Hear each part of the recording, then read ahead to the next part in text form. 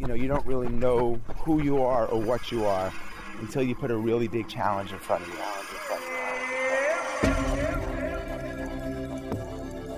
Fear is an asset and ally here to help you be magnificent. This crazy, silly, stupid idea to run across the Sahara Desert. You did make it this time, but you said if you didn't make it, you would try again and again. Everybody's connected to nature, connected to music, to their families, and now we're going to build a world that doesn't have racism and war and starving kids. I kept telling myself, run at me, and just keep smiling. Now hit record. Robyn, how are you? I'm well, Gene. You look good. So let's tell everybody out there, there's so much I want to talk about, some really important points that I think we can talk about, but let's first start with who you are and where you are. First, I'm wondering who doesn't know who I am already. Exactly. I mean, that is a good point. Who does not know who Robyn Christopher is? Or I guess Robyn Moriarty. I know you as Robyn Christopher. My fame has traveled through marriage, so either way. But okay. Let's see. I was trying to think about where I would kind of start you off, and I kind of, as soon as I had children, I really just became the mother, and I'm good with that. I love to be the mother, and I am homeschooling 4 kids, and I've had a variety of business ventures because I keep thinking that I need more than what I'm doing because I'm very productivity driven. But I think that the more that I do that, 4 kids. Yep, they are. I picked that up on Instagram. I knew that there was at least 2, but 4. I only like 2 of them, so I only post 2 of them. But no, I have 4 kids. They are 13, 12, and I have a set of twins who are 9. Wow. And yeah, we homeschool, and we that's pretty much the bane of my existence and drive. Wait, and do you motivation. Homeschool them now because of the quarantine, or you always homeschool them? I've always I've homeschooled them since my oldest was in 3rd grade, because Holliston, I always wanted to do it, but Holliston, where we live, offers a French immersion program. So I really wanted them to take advantage of that. And then once they were generally proficient, which by 3rd grade, that's almost a guarantee, I pulled them out, and now everyone's home together. Wow, so you could probably offer us some wisdom on homeschooling, because I know that a lot of our members find themselves forced into that. But before we get into that, so you live in Holliston, Mass? Yes. I didn't realize that. Do you know where it is? I do. It's where I did my first triathlon. Oh my gosh, okay. In Holliston, of course that's how you know Holliston. Yes. I have a shirt that I wear to bed, actually I don't wear it to bed. I used to wear it to bed, but it's been for 20 years now. I've had it from the Holliston Tri.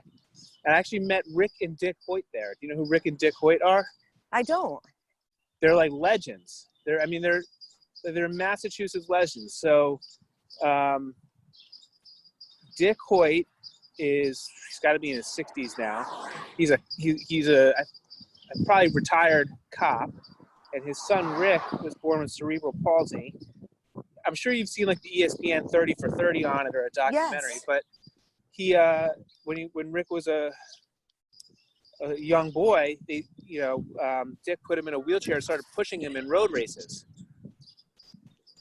And he did first like a 10K, a 5K, 10K. They started doing marathons. They've done hundreds of marathons. They've done Ironman together. They've done countless races. They're legends. There's like a statue of them on the Boston Marathon course. So I am familiar with them. I just didn't realize their names. So and are they from Holliston, Gene?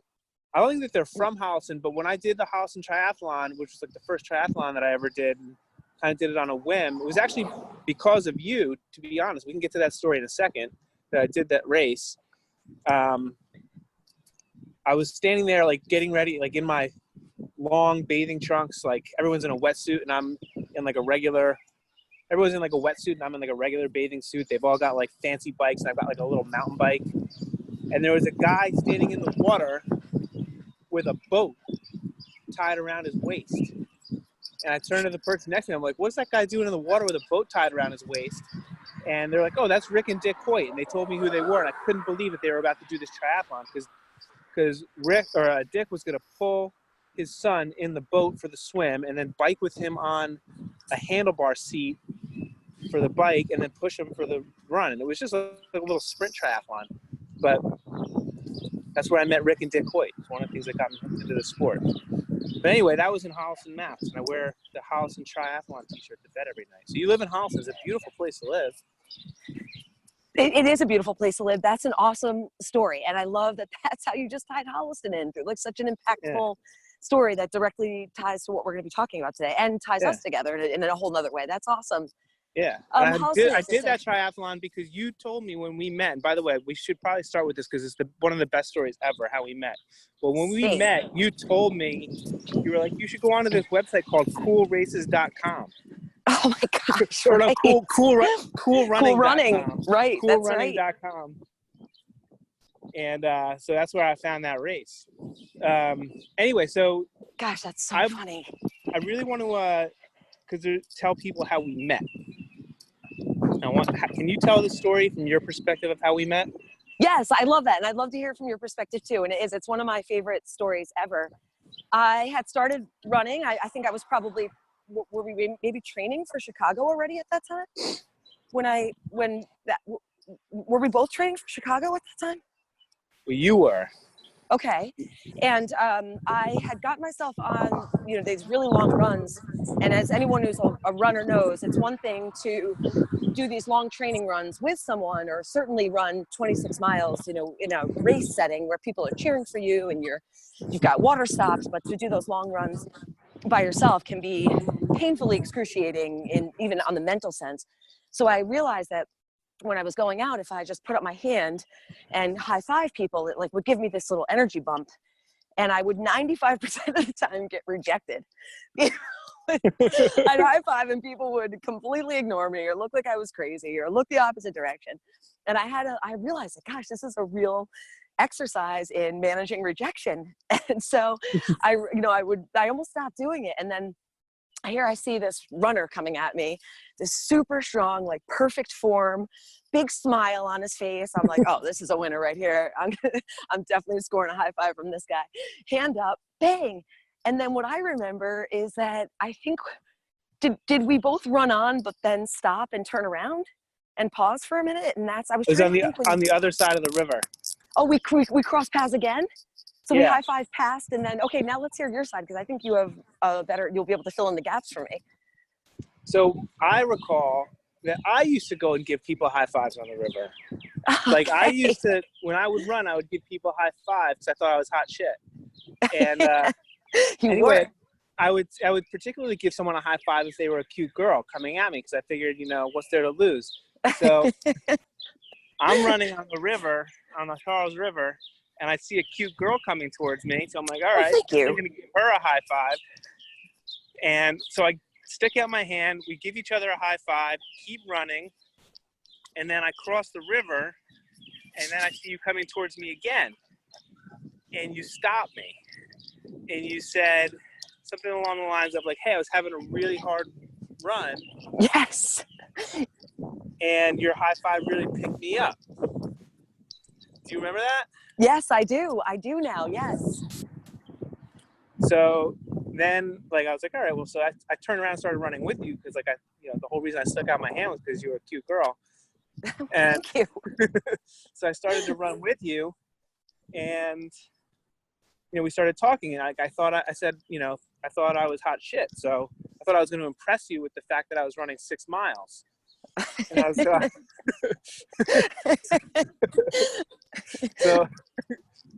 you did. So I said, so how far are you running? And you're like, oh, I'm on a 15-mile run or something. I was like, oh, so I was like, all right, so I'm like, are you training for anything? And you're like, yeah, I'm doing the Chicago Marathon. And I'm like, oh, really? Me too. And of course I wasn't doing the Chicago Marathon, but that's great. So I thought you knew this, but it's been a long time.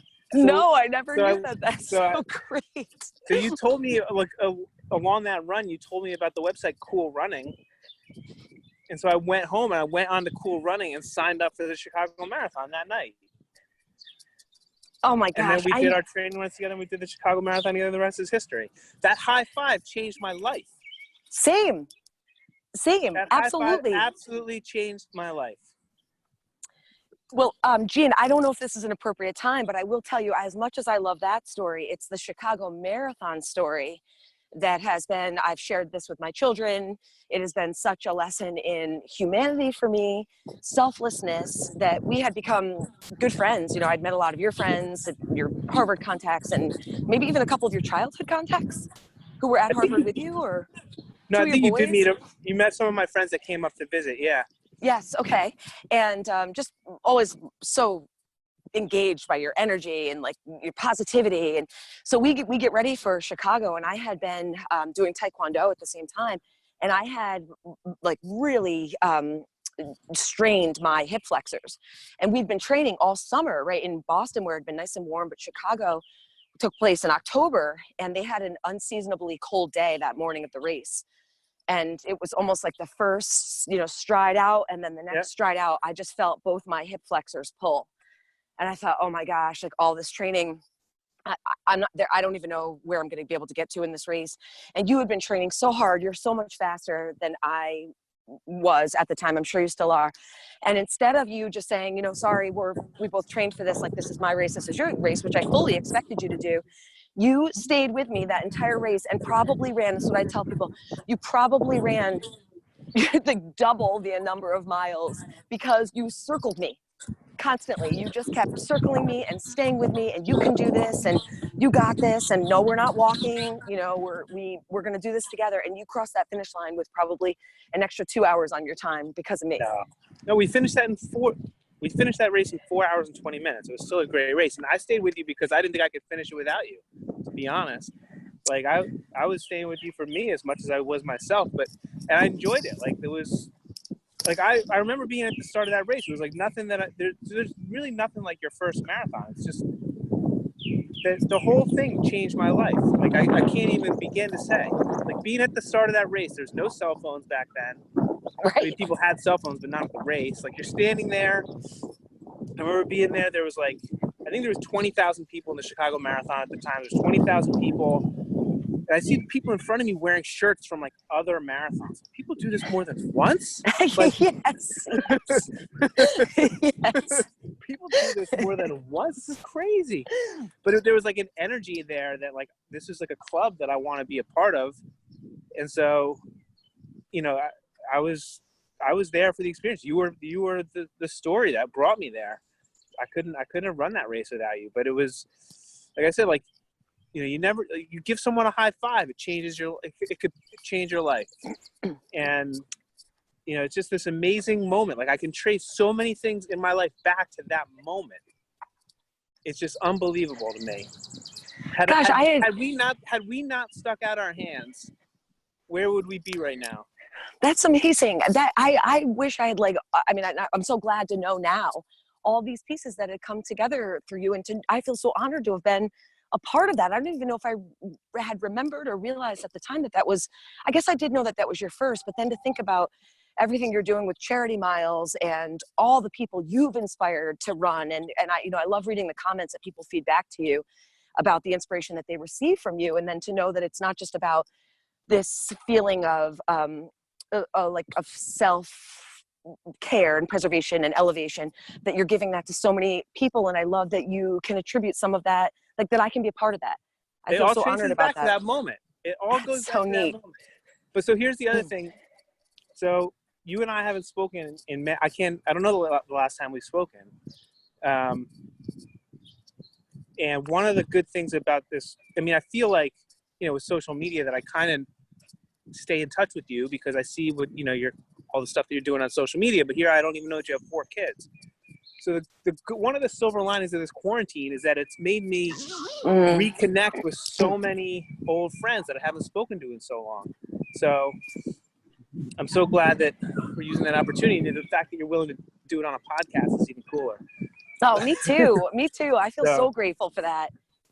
There's so many important people in our lives that, they're in there for a moment, and then we feel like, oh, we're still in touch with them because I see him on Facebook. But that's not true. So we got to take the opportunities in this quarantine. Has reminded me that we got to make the extra effort to stay in touch with the people that we care about. So I wanted to do this in a way to share that with other people too. I love that. And I, part of me love that I was part of your network that you wanted to extend yourself to, and that you've also taken this from, there's a lot of uncertainty right now, but that you are creating your own certainty and security by instilling the value in these connections, no matter how old they are. I just think that's so beautiful. And my, well, let's just let it out there. My therapist, he brings together a group of his patients and his clients, and we get together in a group. And this was the big topic last week, was how people are choosing to connect or disconnect.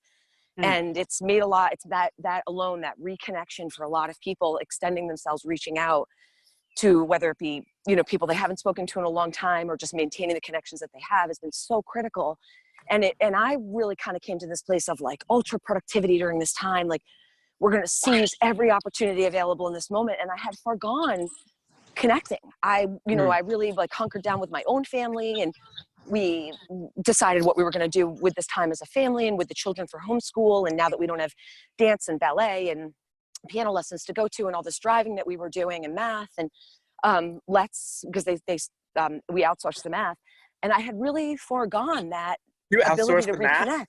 Yeah, they go to Russian school of math, which is, I'm not teaching math.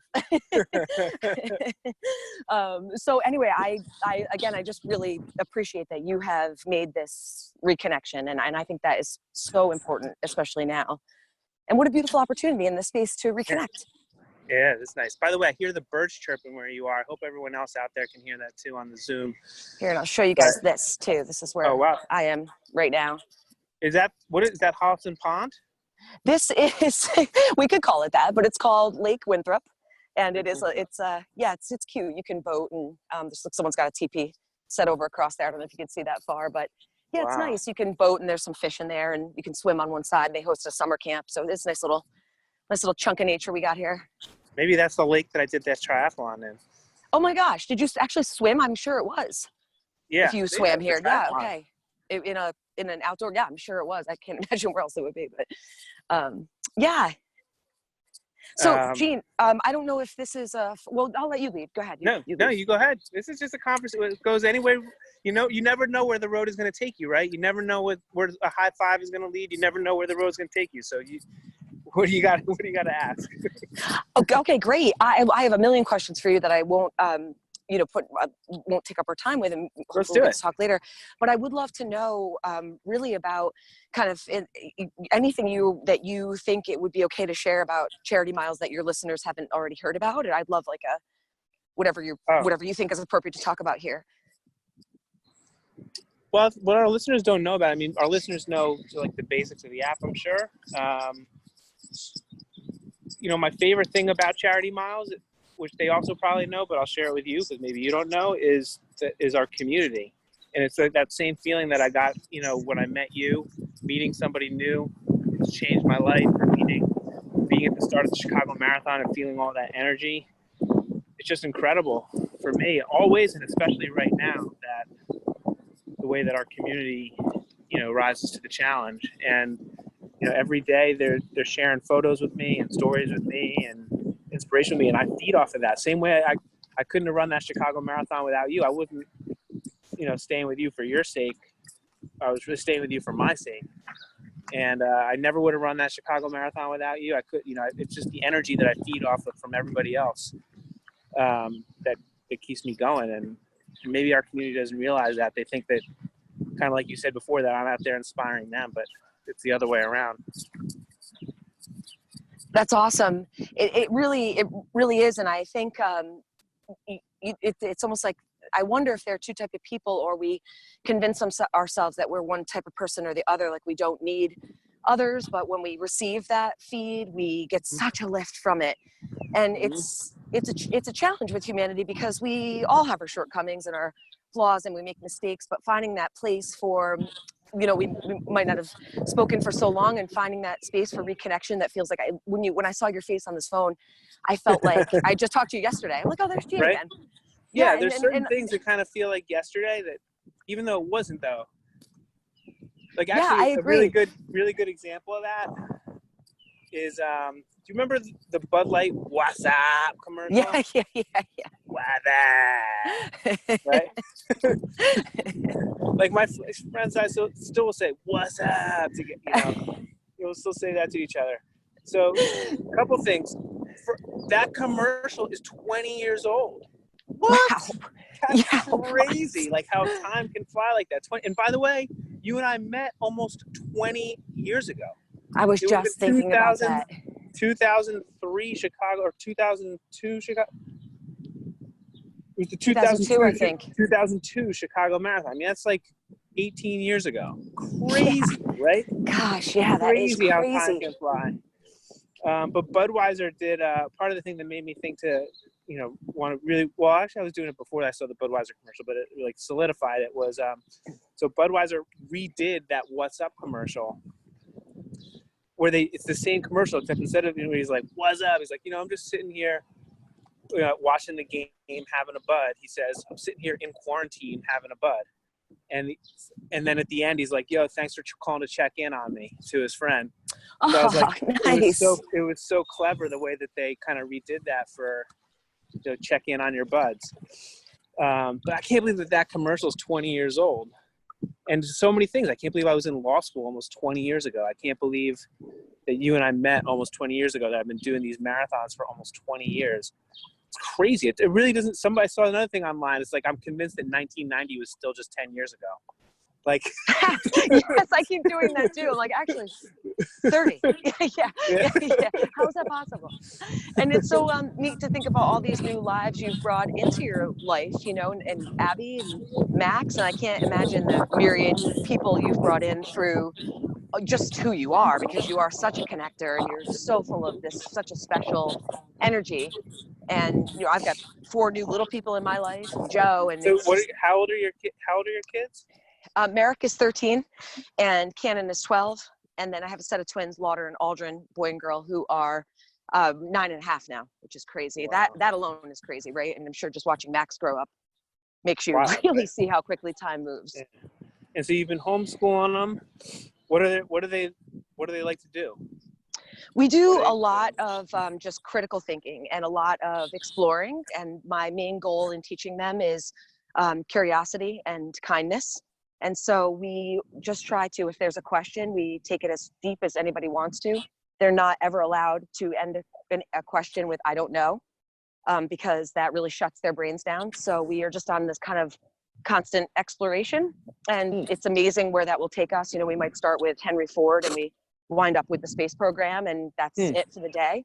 So are they all going through the same class together, even though they're different ages, or do you do different things with each of them?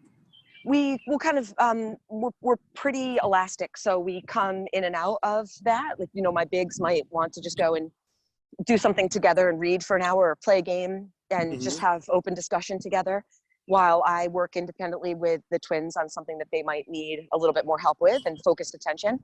But for the most part, we do work in a big group and everyone just works at their own pace. And we do a ton of sharing. Just, whatever you do you feel like sharing, even if it's your journal entry, or we do a lot of writing. We do so much communication about feelings and connection and being able to convey our beliefs with respect for others' beliefs. And so, that's my number one question. The number one question that people ask me is, what curriculum do you follow?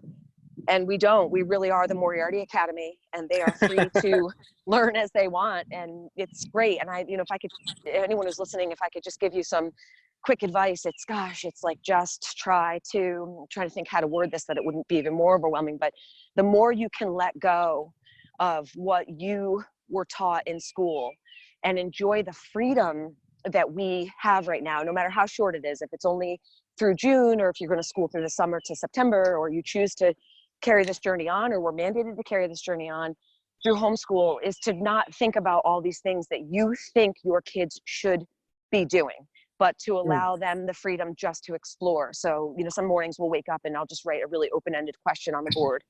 How do you feel about, what's something that, what was your dream last night? What was one happy experience that you find yourself revisiting? And it just opens up this wide discussion just to let the day kind of go. So, yeah, it's not to put So how do you, I mean, Max is 3, so it's totally different with him. Although he knows, I mean, he's been learning a lot in homeschool. He learns a lot all the time, but he can tell you like every planet, every moon of every planet. He knows what the planets are made of. So awesome. He knows, like, Why am I parts not of the surprised? body. It's crazy because Abby's been doing an amazing job with him. But So great. like, how do you teach them like real stuff like calculus, or like they're not there yet, but like when they get to calculus or science, or like, do you have to? How do you teach them that? Gene, I think I really think back to what I actually retained from school, not what I learned, because I don't think I learned much in school. Probably my greatest lessons came from the social mistakes and social gains that I made that formed me as a person rather than this intellect. And now with kids having such access to technology and being able to look up anything, even mom, can I use your phone, right? Taking it out of my pocket, it's with us everywhere. I'm less concerned about what they're like the knowledge part of it, and more that they understand the process of it. So it's so awesome that Max knows about those planets, because who knows where that's going to take him. And maybe he won't always remember, Jupiter's moons, but he might, the chance of him remembering how he was taught with love and kindness and patience, those are the things that he'll then carry on to all aspects of his learning. And I think that's like the most critical piece of this, is not really what they're learning. It's kind of how they're learning, and that they're constantly being reminded of how important it is to remain curious. That's a good point, because like, it's really interesting with Max. He'll say, like, if the Abby will say something, or I'll say something, mostly when Abby says something, because he's like all about Abby. But he'll say, can you show me a video of that? He's like super into the iPad, of course. So like, he's curious. He's like, can you show me a video of that? Or can you show me a picture of that? So we try to get him to brush his teeth. And we're like, Max, you're going to get cavities. He says, what's cavities? They're in they're germs on your teeth. He says, can you show me a video? So we show him a video, and now he wants to brush his teeth. So like, he learned about like, he heard something about outer space. He's like, can you show me a video? So we found a YouTube video of like some kid song about all the planets, and of course he just watches that over and over and over again, and now he knows every planet and all the moons and everything. So it's like, you're right, the knowledge is out there. I guess they can get the knowledge. It's like, how do you stoke that curiosity so that they want the knowledge? Or they're born naturally curious. I think we all are. And so just to hear Max even ask you those questions, as opposed to, I don't want to brush my teeth, or he says that. Okay. But then for you guys to figure out this way, then to nurture his curiosity. And if you know that he can connect to these videos, and now he's learned that he can connect and understand, certain concepts through this video you've discovered, and now you're continuing to nurture that. And I think that's it. I've learned, we do a lot of work on resistance at home, because with kids, it's just so natural, and it's part of it's part of being human. And what I've learned is that as soon as you are told, or you tell yourself you have to do something, you immediately process it. Most of us anyway, I'll assume, process it as obligation. And then we immediately build up resistance around obligation. And then that language comes in, right? Like, oh man, I don't want to. An eye roll, a sigh, something. And that's all forms of resistance. And so we just call out, we say, where are you right now? There's 3 places you could be in our house anyway. I'm sure there's more for others, but you can be in resistance, you can be in acceptance, or you can be in full enthusiasm. And we actually made these little slides, and some people did a wheel where you can, this is where I'm in resistance. Okay, well, how can you get yourself to acceptance? And so to see that Max was in resistance, he didn't want to brush his teeth, but then you guys got him not only to accept by learning, but then also to get excited about it. And now he wants to brush his teeth. And I think that's a huge piece. It's like, okay. Good. Some is better than nothing. Wait, so how did you learn how to homeschool? Did you have to like go to school to learn how to homeschool, or did you have to take courses, or you're just like, I'm going to homeschool, let's figure this out? You are asking such great questions, Gene, especially for anyone who's trying to figure this out. And that was like the second piece of advice that I would give right off the bat is, you don't know how to do this. And no, it'd be so wonderful if there were, maybe there will be out of this, that there will be how to homeschool courses, or how to be like a certified home educator. But that would just give you kind of the basics, and that would prevail and make things a little easier about organization, things like that. But no, for the most part, there's a huge homeschooling community of which we've never been a part, because I love to just figure things out. I rarely read instructions and break things a lot and fail a lot and have to get back on and prevail through it. And I'm really learning that that's a big part of me. So we've been homeschooling. We're completing our 4th year here. And no, I've just always had to, or I have just figured it out, but I'm sure that there are so many more resources available that would, inspire you to kind of create this a little bit easier, especially in this compressed time period where it's just a couple more months, maybe.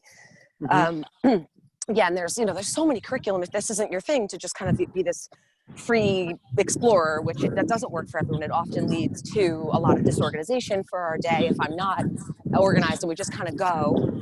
But if you're a more structured person, there's definitely a lot of resources to just create a lot more routine throughout your day. And you don't have to really think about the lesson plans. They're already created for you, which is nice. But I love the creative aspect of this.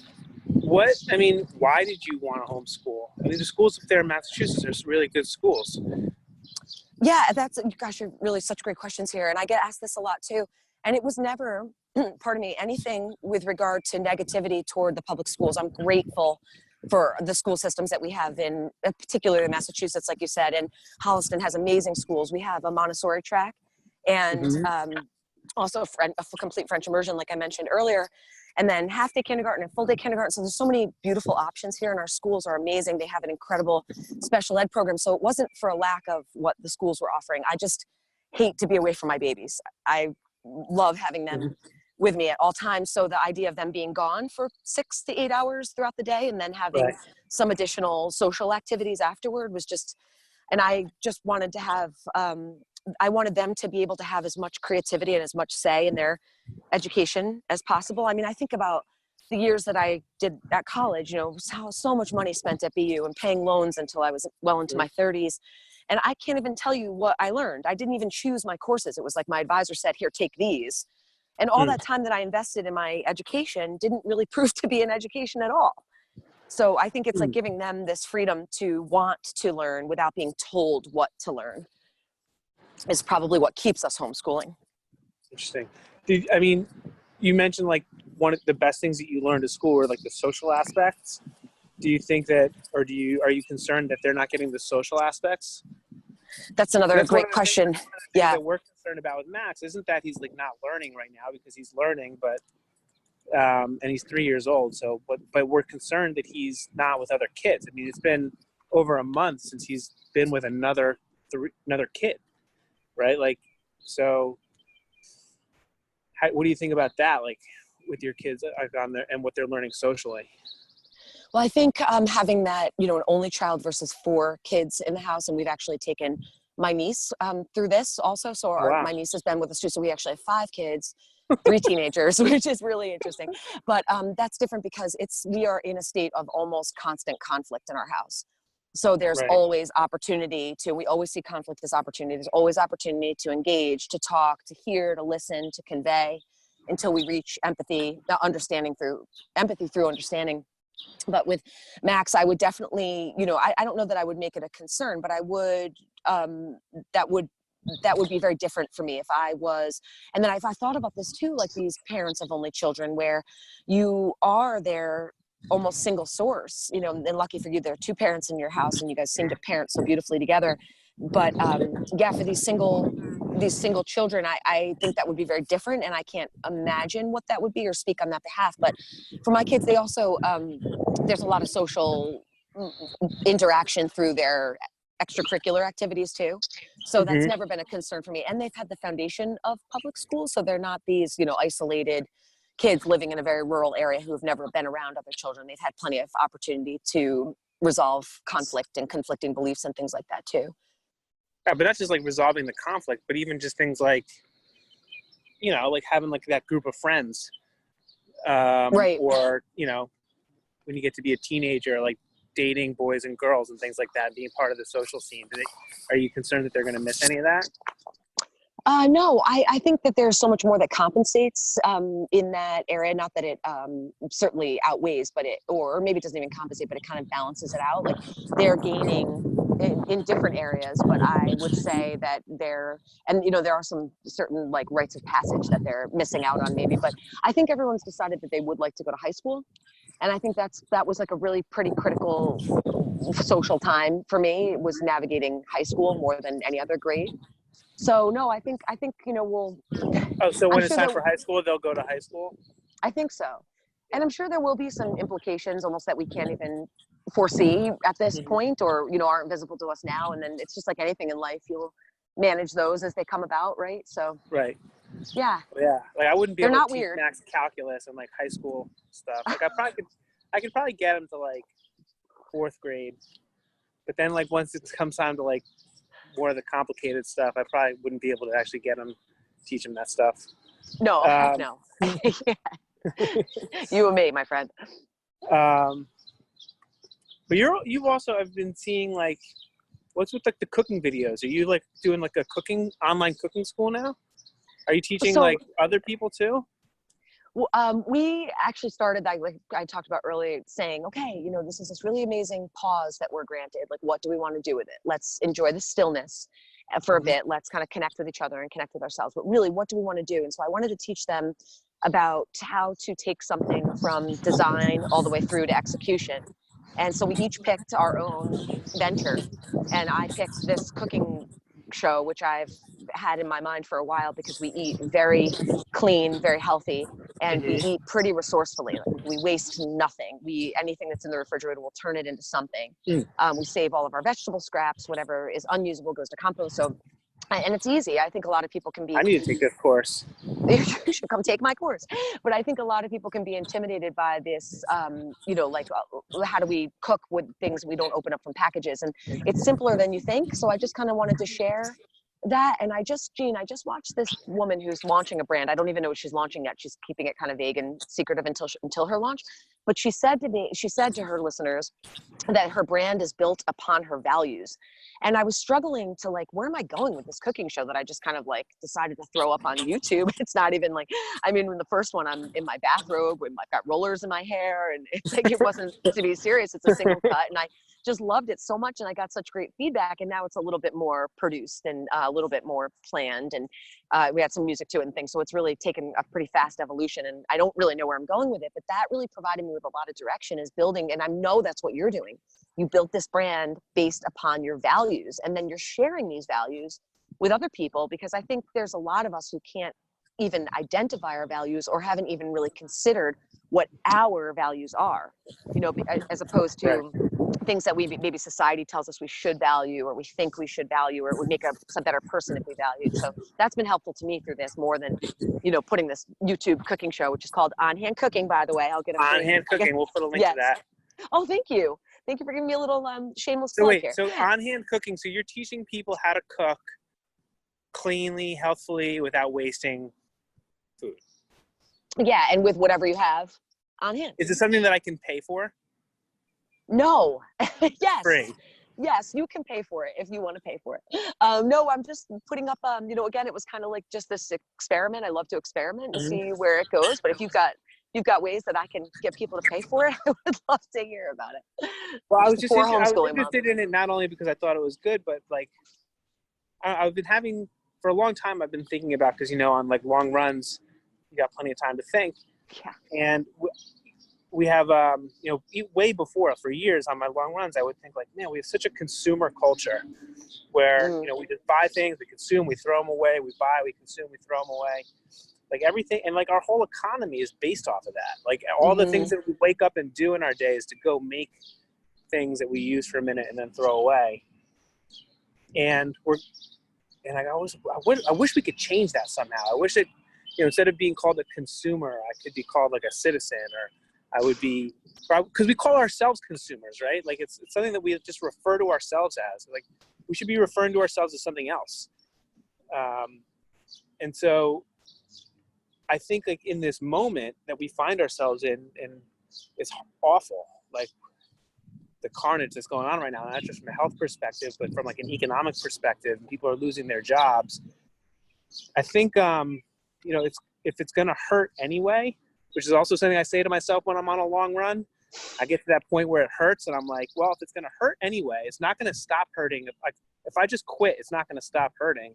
So I might as well push through and like figure this out, right? Like I might as well keep going.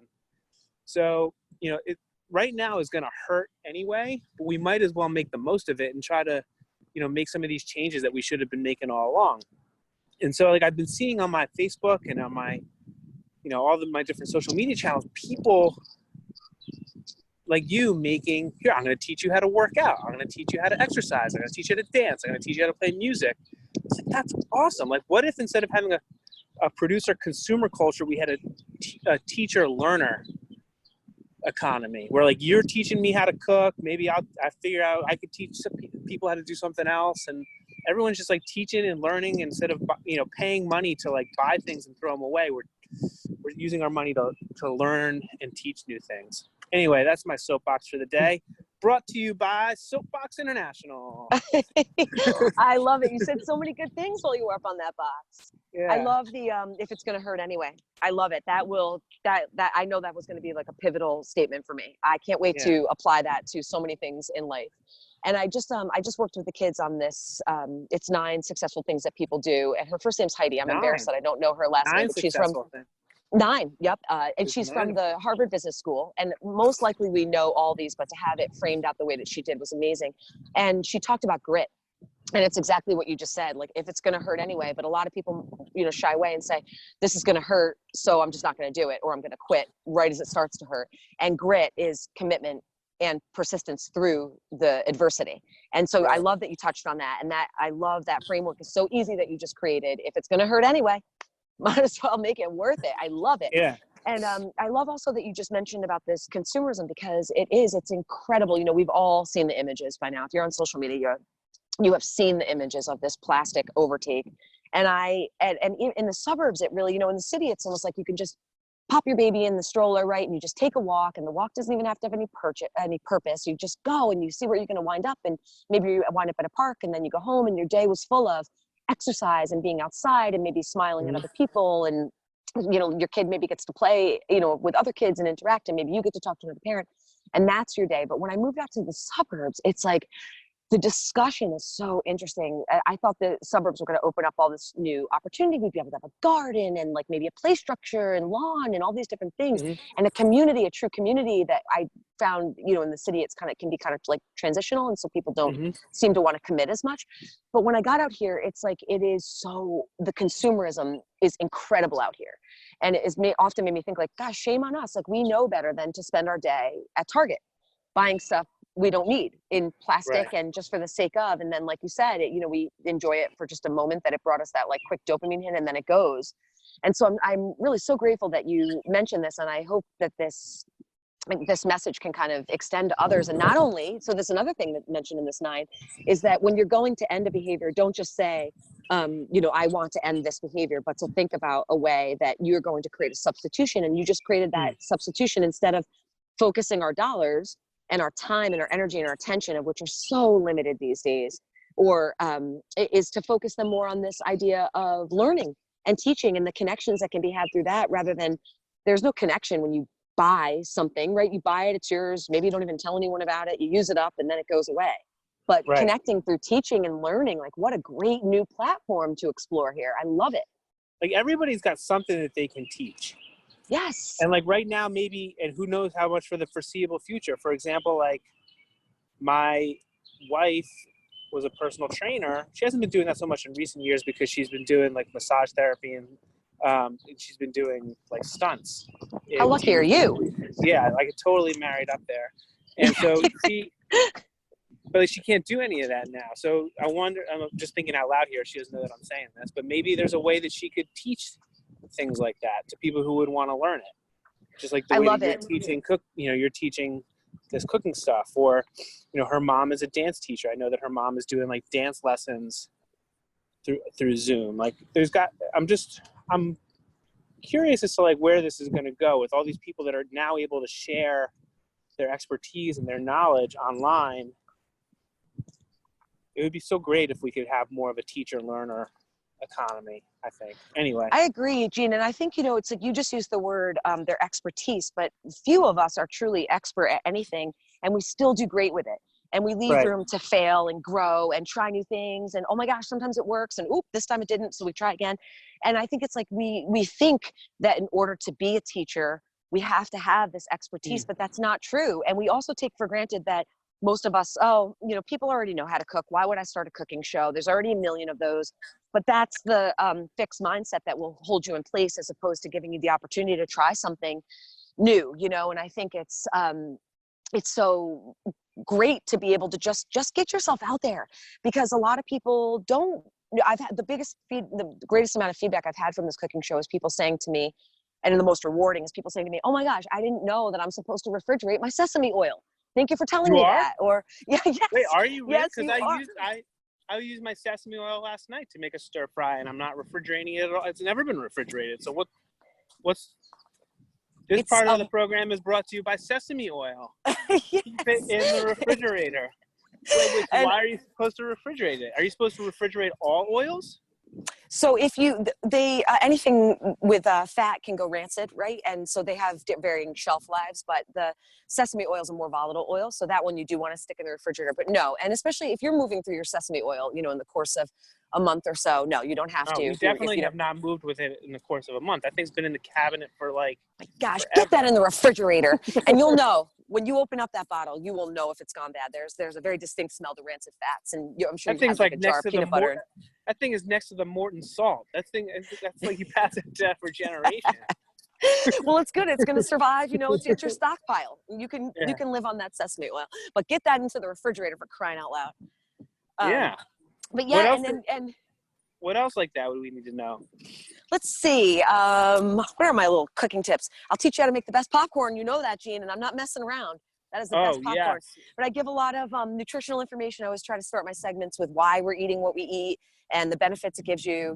Most people have been eating oats their whole entire life, but I just learned about these special properties. They actually have a very specific antioxidant, which is awesome. And so don't take those oats for granted. And there's lots of things you can do with them, especially now that we are in this little bit of a flour warp here, where a lot of people are baking and they haven't been able to keep up, but you can grind those oats up and make make flour out of those. And we made waffles with those the other day, which was delicious. So especially if you're gluten-free, you can get gluten-free oats. Eureka, I wanted to talk to you about Abby though for a second. I went to get a massage a while ago now, maybe, even a whole full year ago. And he was great. And I said, do you think that you would come to my house and teach we have a table. Would you teach my husband and I how to properly give massage to one another? He's like, yeah, of course I would. And so I wonder if Abby would even get on and show home massage. If you don't even need a table, this is how we could get around the table, or this is how you could massage in a chair, because I think, everybody can get a back rub from each other, but do you really know proper pressure and what you're working on and how to do it if there is a safety aspect to it? So could she do that right away, actually? Could she teach Joe that right away? We'll set up another Zoom for that. Maybe Perfect. We'll do another Zoom podcast with my wife to teach everybody that.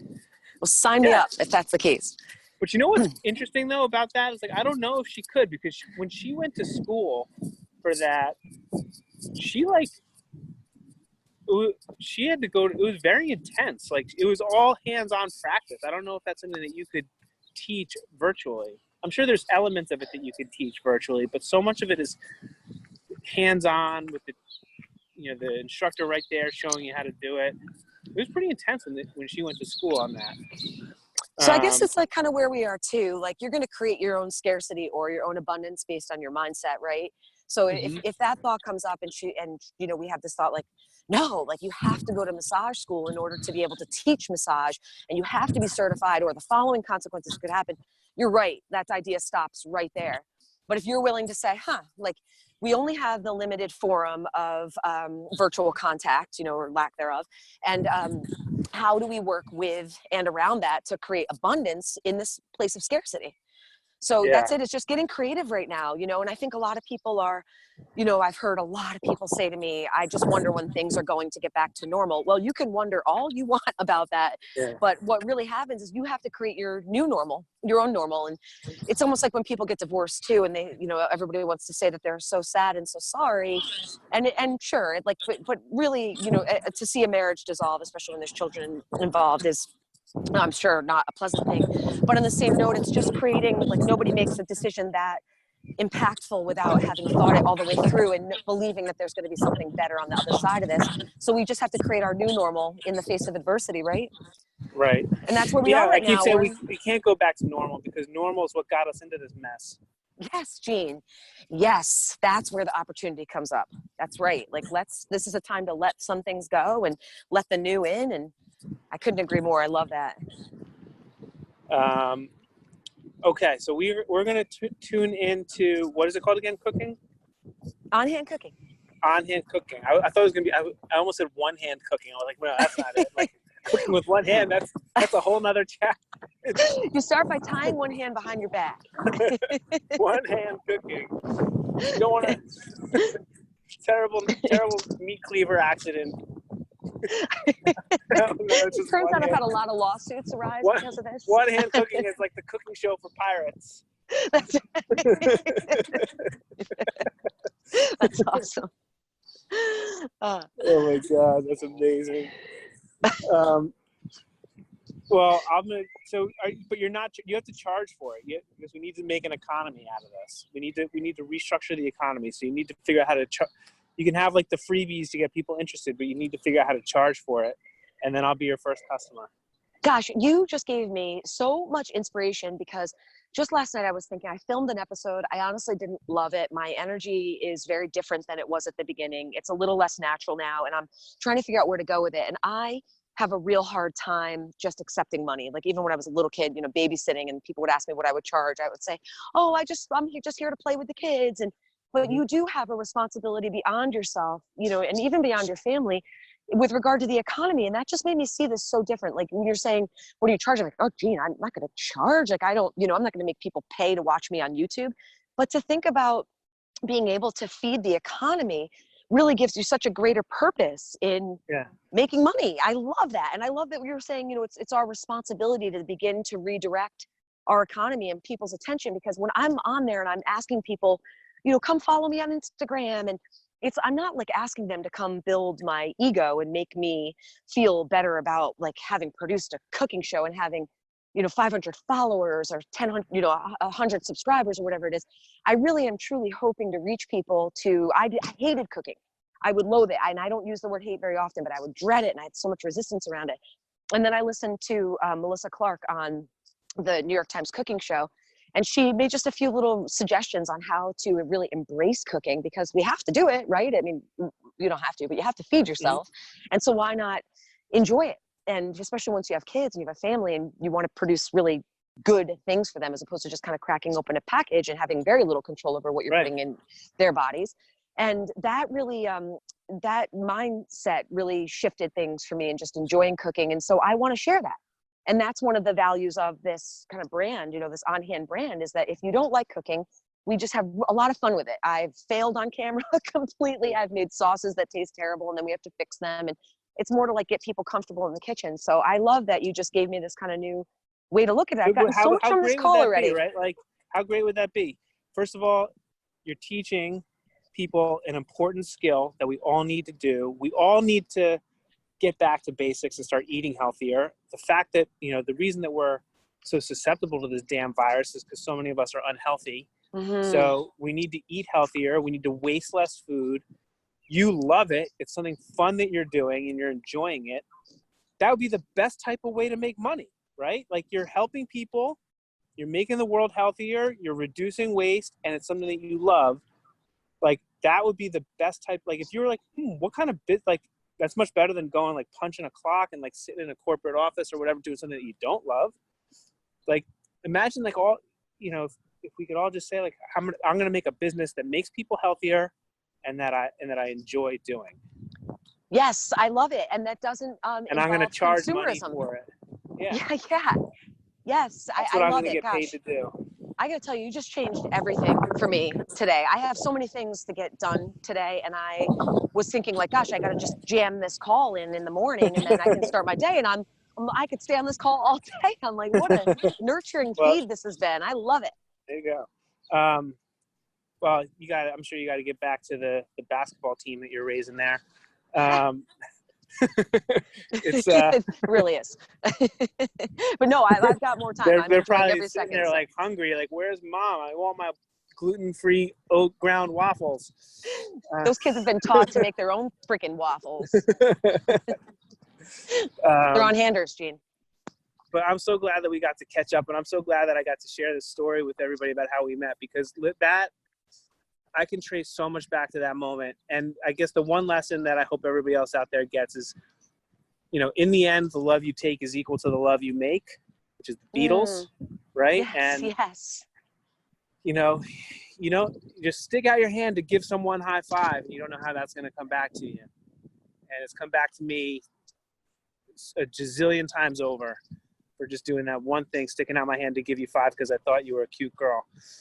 And you never know, like, that's just totally changed my life. And so I guess that, if everyone out there, stick out your hand, give someone a high five today. Well, actually, maybe not, but virtually give somebody a high five today, or give somebody a high five and then go wash your hands, give somebody a high five and then wash them again, 20 seconds each time.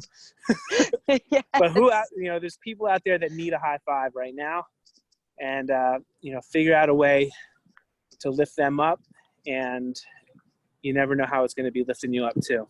So it's a very important story in my life. I tell it all the time, and I'm glad that everybody else here got to meet you. Oh, I love it. I am so grateful for everything you shared with me, all the pieces that I got to remember and relive, and all the pieces that I got to have filled in for me today that I didn't know about. And to, I did this, I know we're going to wrap it. That was a perfect wrap up that you just gave us, but I was, but I'm going to keep going. Even if you hang up, I'll keep talking. So just run an extra mile. Yeah, run an extra mile. I did this exercise with the kids about self-worth, and it was often those exercises when we get into me trying to teach them is when I gain the most. And one of the things I realized about myself is that I feel most worthy when I have inspired others. And so for you to, again, I was in kind of this place of doubt last night, and still even when I woke up this morning, what am I doing? I'm not sure about the direction. And to know that I had inspired you that long ago, and it's still prevalent in your life enough for you to share that story with others, and maybe that we continue to inspire others through the story, it is the best. It is so uplifting. Yeah. It's so changing for me, and I'm gonna let this carry me, and I'm gonna bring this story back into my life. I've already told it many times, but I thank you so much for that, Gene. I can't tell you how much this call has lifted me and helped me. And again, it's the connection through this space has just been so impactful. I'm so grateful. That's right. Me too. And so it's good things in there. You got to reconnect with your friends. You got to give each other high fives. You got to lift each other up. We carry each other. Or strangers. And it shouldn't take a freaking pandemic to remind us of that. Yes. But it did. And here's some more opportunity in it, right? Yep. Yeah. Yes. I love it. All right. Well, Robyn, thank you so much. Thanks to everyone out there for joining us. I'm just going to do the proper sign off, and then I'll give you a real sign off, Robyn. So everybody out there, thanks for walking or running along with us. Hope you enjoyed this as much as I did. Every mile matters. I loved being here. Thank you so much, Gene. This has been really, truly so altering for me. And I'll give you a high five too. All right. High five. And to all your listeners. Yeah.